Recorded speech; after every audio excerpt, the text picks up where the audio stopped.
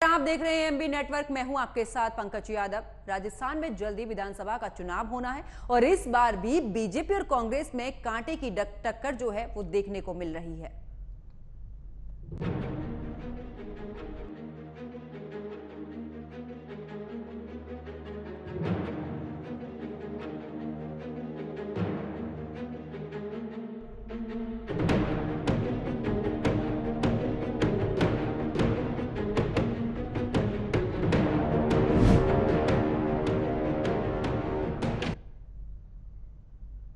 तो राजस्थान में जल्द ही विधानसभा का चुनाव होने वाला है और ऐसे में कांग्रेस सत्ता बचाने में लगी है, तो वहीं बीजेपी साल 2019 में मिली हार के बाद से कदम फूंक फूंक कर रख रही है। लेकिन इस बार विधानसभा चुनाव में कई ऐसे मुद्दे हैं जिसको लेकर इस दौरान जो है सियासत पूरी तरीके से गरमाई हुई है, चाहे वो महिलाओं के प्रति बढ़ते अपराध के मामले हो या फिर भ्रष्टाचार के मामले हो या फिर गरीबी या बेरोजगार। ऐसे तमाम मुद्दे हैं जिनको लेकर जो सियासत है वो गरमाई हुई है। इसी पर खास चर्चा करेंगे, लेकिन उससे पहले रिपोर्ट देखिए।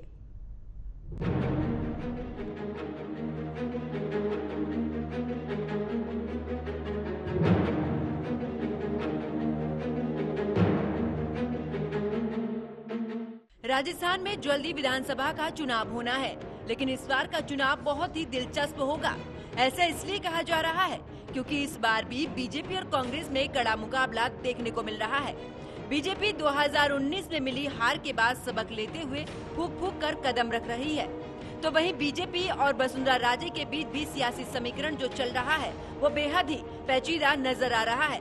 तो वहीं सत्ता में काबिज कांग्रेस की सरकार है और कांग्रेस अपने हाथ से सत्ता नहीं जाने देना चाहती है। ऐसे में कांग्रेस के अंदर भी अशोक गहलोत और सचिन पायलट के बीच तनातनी चल रही है। ऐसे में मुकाबले की अगर बात की जाए तो बड़ा ही दांवपेच वाला नजर आ रहा है। लेकिन राजस्थान में कुछ जमीनी मुद्दे भी हैं जिनको लेकर सियासत काफी गरमाई हुई है। महिलाओं के प्रति बढ़ता अपराध। राजस्थान में महिलाओं के प्रति बढ़ते अपराध को लेकर एनसीबी ने भी अपनी रिपोर्ट पेश की है, जिसमें रिपोर्ट में ये बताया गया है कि महिलाओं के प्रति हो रहे अत्याचार के मामले में राजस्थान दूसरे नंबर पर है, जबकि महिलाओं के साथ हो रहे दुष्कर्म के मामले पे राजस्थान पहले नंबर पर है।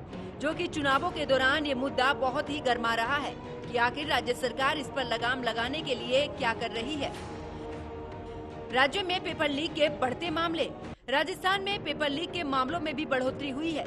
एक तरफ बेरोजगारी तो दूसरी तरफ इस तरीके के मामले। पेपर लीक मामले में 2011 से 2022 के बीच पेपर लीक के लगभग 26 मामले दर्ज किए गए हैं। इनमें से 14 पिछले 4 सालों में रिपोर्ट किए गए हैं। राजस्थान राज्य भारत की पेपर लीक राजधानी बनता जा रहा है। भ्रष्टाचार, ये एक ऐसा मामला है जो हर राज्य में हो रहा है। सभी पार्टियां एक दूसरे पर आरोप लगा रही हैं। एक तरफ बीजेपी का कहना है कि गहलोत सरकार ने भ्रष्टाचार के मामले में सारे रिकॉर्ड तोड़ दिए हैं, तो वहीं ट्रांसपेरेंसी इंडेक्स में भ्रष्टाचार के मामले में पिछले 3 साल से गहलोत सरकार नंबर 1 पर है। राजस्थान के सरकारी कार्यालयों से करोड़ों रुपए, यहाँ तक कि सोने की सिल्लियां भी बरामद हो रही हैं। मुख्यमंत्री की मौजूदगी में टीचर ट्रांसफर में भी रिश्वत लेने का आरोप लगा रहे हैं। तो वहीं बीजेपी की बात की जाए तो वसुंधरा राजे के पहले कार्यकाल में सरकार पर 22,000 करोड़ रुपए के घोटाले का आरोप लगे हैं।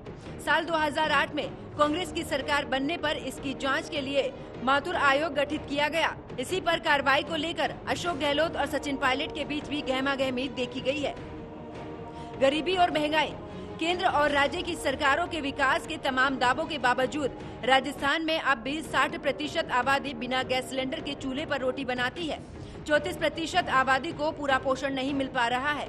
वहीं लाखों लोगों के पास पीने का पानी, बिजली और यहाँ तक कि रेडियो, मोबाइल या टीवी तक नहीं है। हालांकि पिछले 5 साल में 1 करोड़ से ज्यादा लोग गरीबी रेखा से बाहर आए हैं। तो वहीं बात अगर महंगाई की जाए तो पूरा देश इस महंगाई की गिरफ्त में है, लेकिन राजस्थान में महंगाई ने सारे रिकॉर्ड तोड़ दिए हैं। देश के अन्य राज्यों की तुलना में राजस्थान में महंगाई दर सबसे ज्यादा है। राजस्थान में सबसे ज्यादा महंगाई दर अगस्त के महीने में 8.6% रही है। राजस्थान में जिस तरह से विधानसभा के चुनाव जल्द होने वाले हैं, ऐसे में स्थानीय मुद्दों पर काफी जोर दिया जा रहा है, जिस वजह से बीजेपी और कांग्रेस में कड़ी टक्कर देखने को मिल रही है और एक दूसरे पर आरोप लगा रहे हैं। Bureau report, AMB network.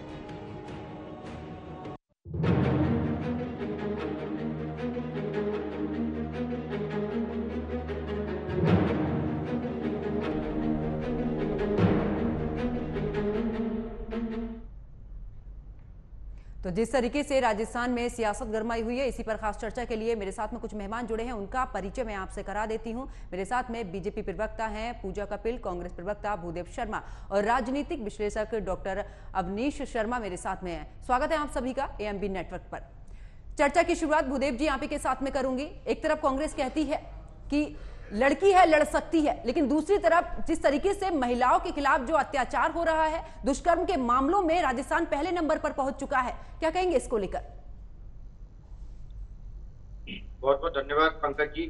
सबसे पहले तो मैं ये बताना चाहता हूँ कि राजस्थान में जो राजस्थान सरकार है गहलोत जी के नेतृत्व में, वो जितना काम कर रही है वो शायद देश में कोई सरकार काम नहीं कर रही है, चाहे वो महिलाओं के लिए हो या फिर दूसरे किसी भी वर्ग के लिए। अगर आप महिलाओं की बात करें तो जितना काम गहलोत सरकार ने किया है, जिसके लिए बहुत सारी योजना उन्होंने लगाई। अभी देखिए इस समय राजस्थान में महिला निधि योजना चल रही है, इसमें 8 घंटे के अंदर 40,000 रुपए का लोन महिलाओं को दिया जाता है। जन आधार कार्ड बना है जिसमें घर की महिला मुखिया होती है, घर की मुखिया महिला होती है। तो ऐसी तमाम योजनाएं जिनको मैं आपको गिना सकता हूँ, और भी बहुत सारी योजनाएं हैं महिला सशक्तिकरण के लिए। और अगर आपने कहा कि जैसे दुष्कर्म के मामले में राजस्थान पहले नंबर पर आ गया है, आप मुझे ये बताइए, मैं मानता हूं कि समाज में कुछ असामाजिक तत्व होते हैं, लेकिन उनके प्रति अगर कार्रवाई करने के मामले में राजस्थान सरकार जितना जल्दी त्वरित रूप से कार्रवाई करती है, उतना किसी भी राज्य में नहीं करती है। ऐसा नहीं होता है कि अगर किसी महिला भूदेव शर्मा जी, क्रूरता की हद आपने राजस्थान, भूदेव शर्मा जी सुन लीजिए, क्रूरता की हद देने का काम भारतीय जनता पार्टी की तरह राजस्थान में नहीं होता है। तो निश्चित तौर पर राजस्थान की सरकार अच्छा काम कर रही है। इसका परिणाम आपको अभी चुनाव में देखने को मिलेगा, जब वहां पहली बार इतिहास बनेगा, सरकार रिपीट करेगी। तो ये कहना कि वहां महिलाओं के लिए स्थिति अच्छी नहीं है या दुष्कर्म के मामले में पहले नंबर पर है, ये सारी केवल और केवल अफवाहें हैं। मैं कहता हूं कि आज रिपोर्ट्स को आप नहीं मानते, रिपोर्ट्स को आप नहीं मानते, क्रूरता की हद सबके सामने आ रही है। भूदेव शर्मा जी आप कैसी बात कर रहे हैं? भीलवाड़ा का मामला आपको पता है ना, नाबालिग के साथ में दुष्कर्म होता है, उसको जलती हुई भट्टी में जला दिया जाता है। 16 साल की बच्ची के साथ में दुष्कर्म होता है। आप कह रहे हैं कि महिलाओं के प्रति अगर उन पर ठोस कार्रवाई होगी, कुछ ऐसे चीजें लाइए ना फिर सरकार की उसमें, ताकि जो लोग ऐसे काम करने से पहले 10 बार सोचें। मैं वही बताने की कोशिश कर रहा हूं आपको। अगर महिलाओं के साथ अगर इस तरह का कोई भी दुष्कर्म होता है, कोई भी अत्याचार होता है, तो उसके प्रति जितनी जल्दी कार्रवाई राजस्थान में की जाती है, उतनी ना मध्य प्रदेश में की जाती, ना बीजेपी शासित जितने भी राज्य में नहीं की जाती। अभी आप मध्य प्रदेश में देखिए, एक बच्ची के 8-9 साल की बच्ची के साथ, एक आदिवासी बच्ची के साथ रेप किया गया। 12-13 घंटे तक वो घूमती रही।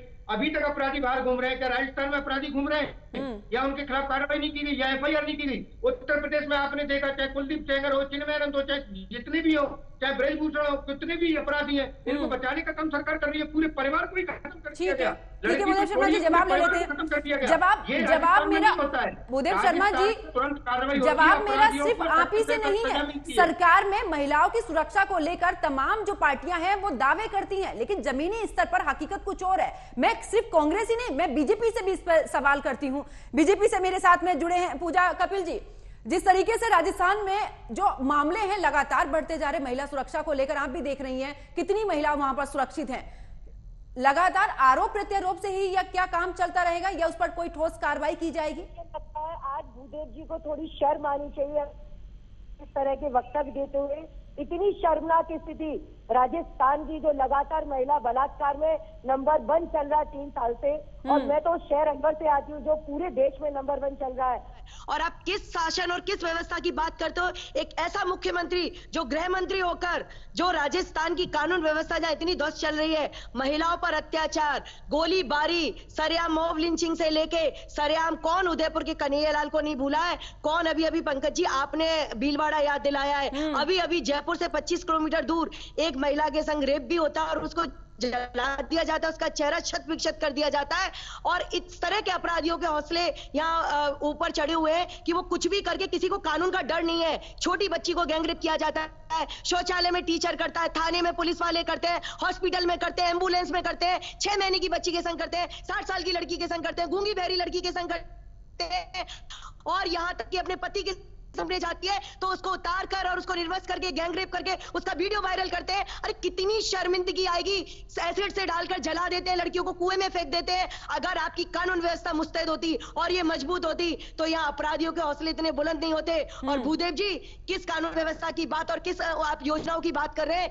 योजनाएं जो आपको 4.5 साल बाद याद आ रही है, योजनाएं जब आपका ये कांग्रेस सरकार केवल सरकार बचाती हुई चल रही थी, होटलों में रिजोर्टों में घूम रही थी, कहां गई थी योजनाएं? ये आप चुनावी लॉलीपॉप बांट रहे हैं, ये चलेगा नहीं। आपने जो बहनों को ये जो मोबाइल पकड़ा है, इन मोबाइलों की भी आपको असलियत पता चल गई है। और किस आप ये 12,000 का मोबाइल पकड़ा रहे हैं जिसकी कीमत तो सबको पता है 5,000 रुपए। मोदी जी ने काम किया योजनाओं का, प्रधानमंत्री आवास देके और शौचालय देकर और पेंशन देकर, उज्ज्वला गैस देकर हमने लाखों में बहनों को दिया। हमने कैश और इस लुभावनी चीज से नहीं, सही मायने में महिला को सशक्त करना, उसको उस उज्ज्वला के उजाले से उसके स्वास्थ्य को ठीक करना, शौचालय के माध्यम से इज्जत घर देकर उसको उसके आत्मविश्वास को बढ़ाना, उसका अपना घर हर महिला का सपना होता है ये देना। बात करते हो आप, किस डुबो दिया आप? पंकज जी, मैं जवाब दूं? मैं बिल्कुल बात पूरी हो जाने दीजिए। जवाब तो देने दो ना, उनके इतने सारे सवाल हैं। राजधानी बना दिया आपने रेगिस्तान को, शर्म आती बात पूरी हो है, जाने शौर्यों दीजिए। की वीरों की भूमि। और आपके भूदेव जी, जो मंत्री इस पर उंगली उठाता है उसको बर्खास्त कर दिया जाता है और आपके मंत्री कहते हैं कि ये मर्दों की भूमि है। राजस्थान उन वीरों की भूमि है। जब जब नारी के सम्मान पर, उसके आंचल पर किसी ने भी हाथ डालने की कोशिश की है, उन हाथों को काट देने वाली भूमि है। और नारी के सम्मान के लिए कहाँ ये योजनाएं, कहाँ चल रही योजनाएं? सबसे महंगी बिजली, सबसे महंगा डीजल, सबसे ज्यादा पेट्रोल महंगा, महंगाई की इंतहा राजस्थान में पार हो रही है। ठीक है सपनों पे कुठारा गाते हैं। ठीक है भूदेव जी, पूजा जी मैं दोनों से ही जवाब लूंगी, लेकिन जमीन पूजा जी उसको आत्महत्या कर रहा है। झूठे वादे आपके राजकुमार कर जाते हैं। ठीक है, तक गिनेंगे और ये कर्ज माफ हो जाएगा, साफ हो जाएगा। कहाँ है वो बताइए मुझे। ठीक है पूजा जी जवाब ले लेते हैं। पूजा जी जवाब ले लेते हैं। पूजा जी जवाब, भूदेव शर्मा जी जवाब दीजिए। पंकज जी, मैं सबसे पहले तो ये कहना चाहता हूं कि महिलाओं के लिए या महिला सशक्तिकरण को लेकर के या महिलाओं के ऊपर जो अत्याचार होते हैं उस पर अगर भारतीय जनता पार्टी की कोई भी महिला बोले तो वो शोभा नहीं देता है। आज पूरे देश को पता है कि भारतीय जनता पार्टी के ऊपर अगर जो महिलाएं हैं वो किस प्रकार से जब महिलाओं पर अत्याचार होता है तो अपनी चुप्पी साध लेती हैं।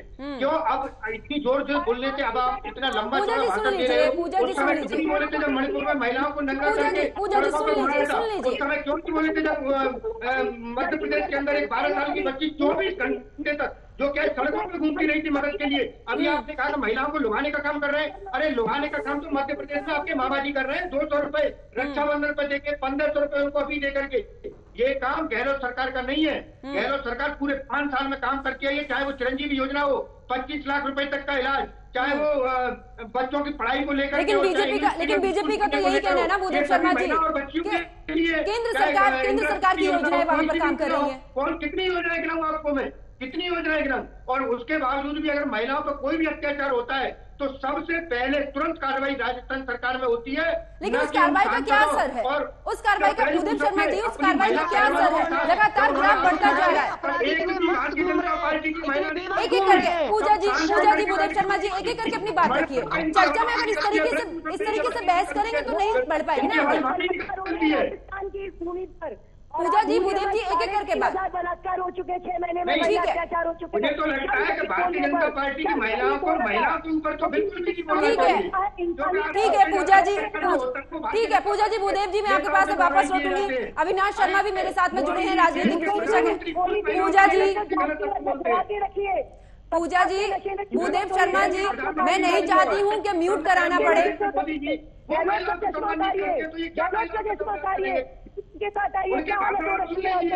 पूजा जी भूदेव शर्मा जी आप मेरी बात सुनिए।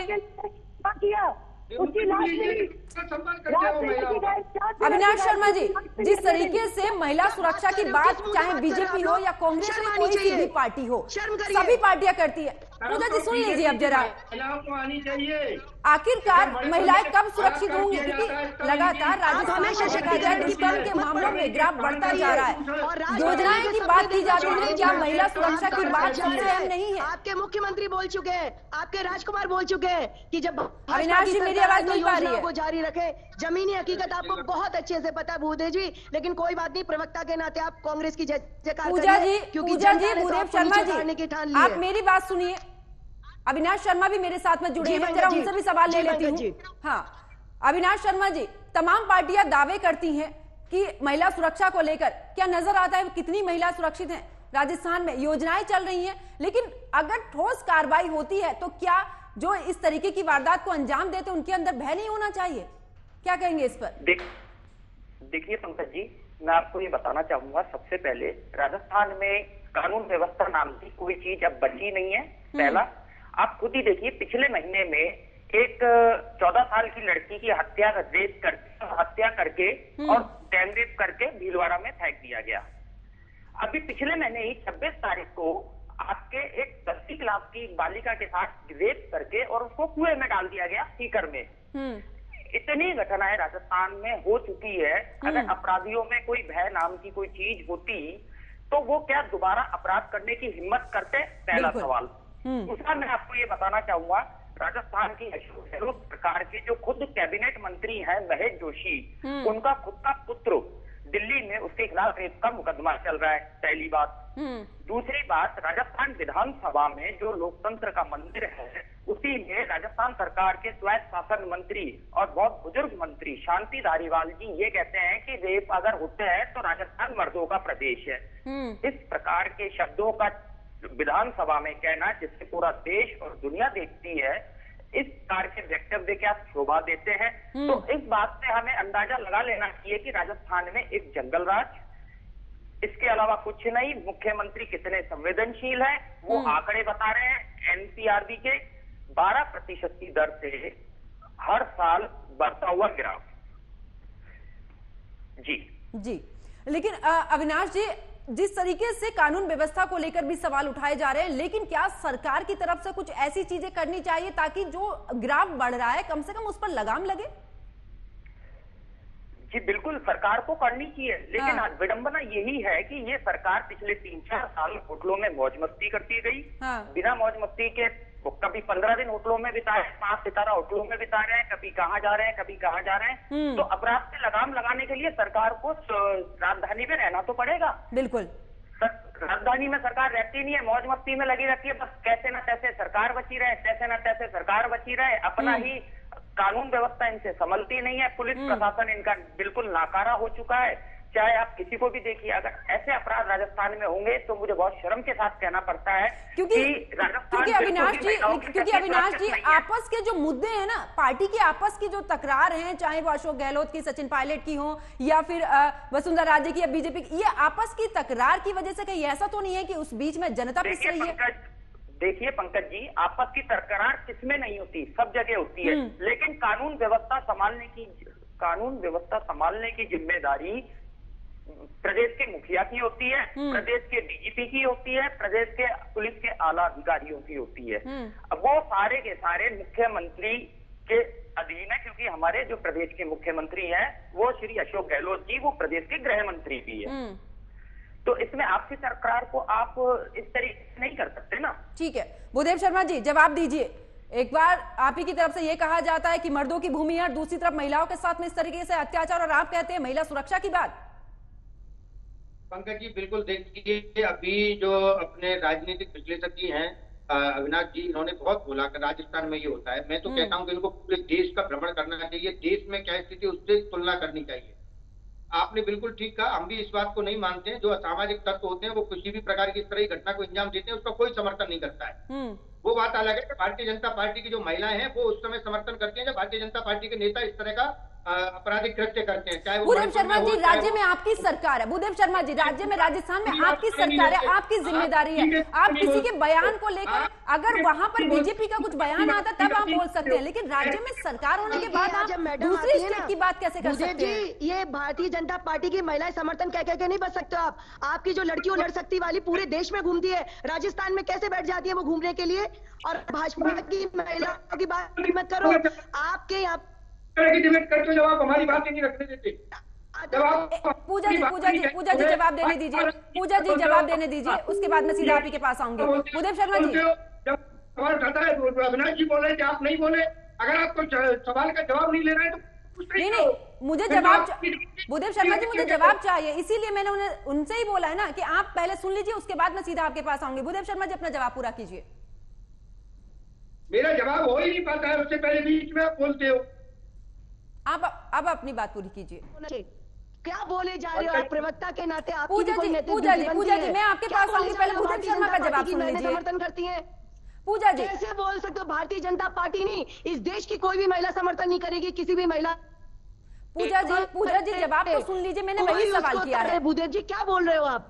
बोलने का तो संयम रखिए। ठीक है पूजा जी, करिए। जब मैं आपके पास आऊंगी आप पूरा जवाब दीजिए ना, पहले सुन लीजिए उनका जवाब। भूदेव शर्मा जी अपना जवाब पूरा कीजिए। पूजा जी प्लीज, बीच में इंटरप्ट नहीं। पूजा दीदी हमारी बड़ी बहन है, हम उनका सम्मान करते हैं, लेकिन मैं उनसे ये आशा करता हूं कि हमें भी अपनी बात रखने का मौका दिया जाए। आपके छोटे भाई हैं, अगर हमारी बात अगर सुन नहीं पाओगे तो आप भी क्या सवाल करोगे? ना आपकी बात कोई सुन पाएगा ना हमारी। ठीक है भूदेव शर्मा जी, समय नहीं है, जवाब अच्छा होता जितना आप इस समय बोल रहे हैं, उस समय बोलते जब ब्रजभूषण पर आरोप लगाए जा रहे थे तब मोदी जी से ये सवाल करते कि उनको निकालिए, उनको बर्खास्त कीजिए, उन पर कार्रवाई होने दीजिए। उस समय आप दिल्ली पुलिस पर सवाल उठाते तो ज्यादा अच्छा होता। जब मणिपुर में हमारी बहनों को नंगा करके सड़कों पर घुमाया जा रहा था तब मोदी जी से आप सवाल करते कि मोदी जी आप महिलाओं के साथ ये क्या हो रहा है, आप आके चुप क्यों बैठे हुए, उस पर बोलिए। उस समय अगर आप बोलते तो ज्यादा अच्छा होता। मैं मानता हूं कि राजस्थान में अगर कुछ भी हो रहा है उसके लिए आपको बोलना चाहिए, लेकिन महिलाओं को दूसरी जगह जो भी हो रहा है, आप राष्ट्रीय कार्यकारिणी की सदस्य हैं, आपको पूरे राष्ट्र के मुद्दों पर बोलना चाहिए। केवल और केवल राजस्थान ही आपके लिए नहीं है। भूदेव शर्मा जी, आज हमने राजस्थान का मुद्दा उठाया, जब दूसरे स्टेट का मुद्दा उठाएंगे सभी से सवाल किया जाएगा। मैं मानता हूं कि राजस्थान में अपराध हो रहे हैं, भारत की जनता ने, कोई दोहराई नहीं है। मैं बोलूं पंकज जी, मैं इनको जवाब देना चाहती हूँ, मैं बोलूं। पहले बात पूरी हो जाने दीजिए पूजा जी। भूदेव शर्मा जी मुद्दे पर आइए, भूदेव शर्मा जी राजस्थान पर आइए, मुझे बाकी स्टेट का नहीं चाहिए। देश में आज राजस्थान सरकार कार्रवाई कर रही है। भूदेव शर्मा जी मुझे राजस्थान पर ठोस से जवाब चाहिए कि आखिरकार कहां पर कमी है जिस वजह से ये मामले जो हैं वो लगातार बढ़ते जा रहे हैं। आप अपनी तरफ से जवाब दीजिए, उसके बाद मैं सीधा पूजा जी से जवाब लेती हूँ। पंकज जी मैंने अभी कहा समाज में कुछ असामाजिक तत्व होते हैं, ये नहीं है कि केवल राजस्थान में इस तरह के मामले हो रहे हैं। अभी आपने मैंने बताया ना, अभी मध्य प्रदेश में 8-9 साल की बच्ची के साथ बलात्कार किया, पूरे 24 घंटे तक सड़कों पर घूमती रही, कोई उसकी मदद आपके पास भी भूदेव शर्मा जी मुझे भी लगता है कि आपके पास भी ठोस जवाब नहीं है कि आखिरकार ये जो मामले बढ़ते जा रहे हैं उस पर आप ठोस तरीके से जवाब दे पाए। समय कम है पूजा जी, जल्दी से फाइनल कमेंट आपसे चाहूंगी। ठीक है भूदेव शर्मा जी, बनती है ये पूरे राष्ट्र पर बोलेंगे भी तो भूदेव शर्मा जी ने आशीर्वाद भी मोदी जी को दे रखा है। और सुनिए भूदेव जी, चाहे वो मणिपुर की बात हो चाहे किसी जगह की बात हो, हमने अब भूदेव जी मैं बोल रही हूँ, पंकज जी मेरे बोलने की बारी है। अब सुन लीजिए ना। लेकिन मैं आपको कहना चाहता हूँ कि राजस्थान की महिलाएं इस बार पंकज जी मेरे बोलने की। ठीक है भूदेव शर्मा जी, आपने अपना जवाब पूरा किया अपने समय पर। अब पूजा जी का नंबर है, पूजा जी जवाब पूरा कीजिए क्योंकि समय बहुत निसंदेह भारतीय जनता पार्टी को आदरणीय आशीर्वाद दिया। आप राजस्थान से बाहरी बोलने का नौबत आपकी खत्म है और आपकी राजस्थान से भी बोलने की नौबत खत्म होने वाली है। बोलने की नौबत खत्म होने वाली है। बहुत जल्दी आप मेरी। ठीक है पूजा जी। अविनाश शर्मा जी आपसे फाइनल कमेंट चाहूंगी क्योंकि समय बहुत कम है। अविनाश शर्मा जी मेरी आवाज मिल पा रही है? जी बोलिए जी, फाइनल कमेंट आपसे चाहूंगी जल्दी से 30 सेकंड। देखिए पंकज जी, मैं तो आपको इतना ही कहना चाहूंगा, पूरा राजस्थान, पूरा प्रदेश, पूरा देश इस चीज को देख रहा है कि महिलाएं कितनी सुरक्षित है राजस्थान में। हर महीने कभी कुछ पिछले महीने ही 2 घटनाएं, उससे पिछले महीने करौली की घटना। तो राजस्थान में मैं समझता हूँ जहां तक कि अब प्रदेश जो सरकार है ये बिल्कुल भी महिलाओं को सुरक्षा प्रदान करने में बिल्कुल सही साबित नहीं हो पा रही है। और आज हमारी खुद की बेटियां, बहनें अपने आप को सुरक्षा की भावना से दिखती है, ना वो घर से बाहर निकल पाती है, ना उनको 50 चीजों का सामना करना पड़ता है। ठीक है तो इस प्रदेश के मुख्यमंत्री जो भी है, समय के कम की वजह से मुझे चर्चा को यहीं पर ही रोकना पड़ेगा। आप तीनों मेहमान मेरे साथ में जुड़े, आप तीनों का बहुत बहुत शुक्रिया। तो देखिए जिस तरीके से राजस्थान में लगातार महिलाओं के प्रति जो ग्राफ है अपराध का वो लगातार बढ़ता जा रहा है। अगर राज्य सरकार की बात करें तो राज्य सरकार का साफ तौर पर यह भी कह रहा है तमाम योजनाएं महिलाओं के लिए चलाई जा रही है, लेकिन योजनाओं से पहले महिला सुरक्षा सबसे अहम है। और जिस तरीके से आरोप प्रत्यारोप का सिलसिला चल रहा है उससे अच्छा यही है कि सबसे पहले महिलाओं की सुरक्षा को लेकर उनके मुद्दे पर गहराई से सोचा जाए, ताकि जब देश में महिलाएं सुरक्षित रहेंगी तभी जाकर देश आगे बढ़ पाएगा। मेरे साथ फिलहाल इतना ही। आप देखते रहिए एएमबी नेटवर्क। नमस्कार।